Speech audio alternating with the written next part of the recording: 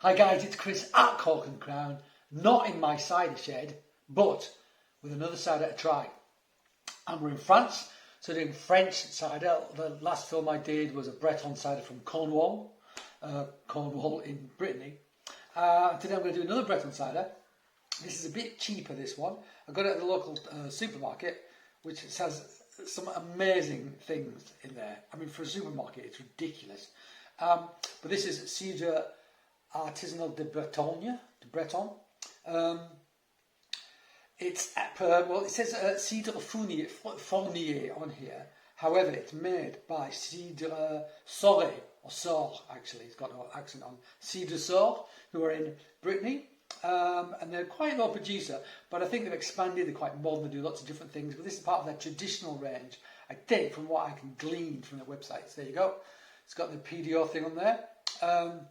So it's protected, so it's a real deal. So I think they have a section which is like the traditional stuff, which I think their grandparents used to make, which is like this.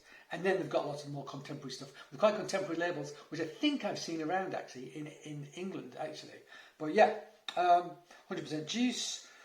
So it's artisanal. Let's assume it's wild yeast, kieve, etc. So the one we had yesterday from Cornwall was really boldly tannic. I mean, it's from a very small producer, so it could just be idiosyncratic to that producer. But it's very different to any cider I'd had from France before.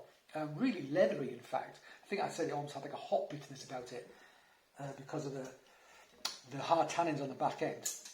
But I've had Breton cider before, but nothing like that. But let's try this one. Let's try this one. Do I get the cork out? Yes, I can. Doesn't look anything like it's dark or hazy as what we had yesterday. Smoking gun. There you go. Lots of nice bubbles coming up in there, as you can probably see. I love French cider.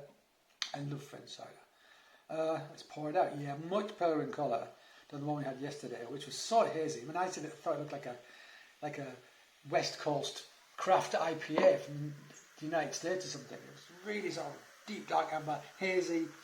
If anything, it looked like a beer, and the bitterness almost made me think beer as well. But there you go, look at that. Gorgeous colour, isn't it? Now that is still looking great. One assumes all French varietals, all cider apples, primarily bitter sharps, bitter sweets I would have thought, but with bitter sharps as well. Don't know how many varieties are in this, but I guess there's a list of varieties that you're able to use, and this obviously conforms because it's got the sort of like the protection on there. So yeah, nice looking thing, isn't it? It really is. Some nice fine bubbles coming up there as well. Let's have a sniff. It's not the best glass for this, but well, you know, first world problem. I mean, it smells like a French cider, almost creamy. I mean, you've baked those apples in butter and sugar, and you've poured cream over them. That's what it's making me think. Really nice, rich, sweet, intense. My mouth is watering. It says it's Brut. You can't smell sweet, so just because it smells sweet, what I'm smelling are things that I associate with sweet. Can't tell if it's sweet or not. It says it's Brut. It won't be Brut as in dry though. It's 4.5%. 4.5% or over classifies as Brut in France. But let's see. Let's see what it's like. Let's taste it. Cheers.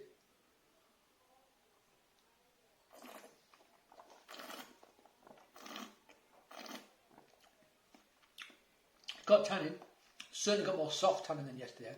Definitely has. Actually, no. Take that back.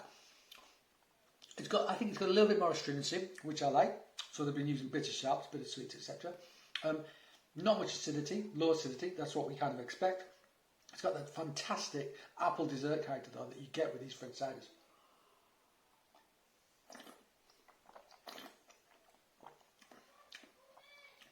Maybe the merest hint of hard tannin on the back.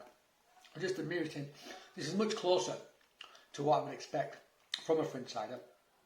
And again, because it hasn't got those hard tannins, much more quaffable. It doesn't have that leathery bitter thing. It's just like a fabulous dessert. It does have a slight astringency, but I mean really gentle. It just gives the whole thing structure. It makes it more drinkable, in fact, makes it less cloying, gives it more complexity.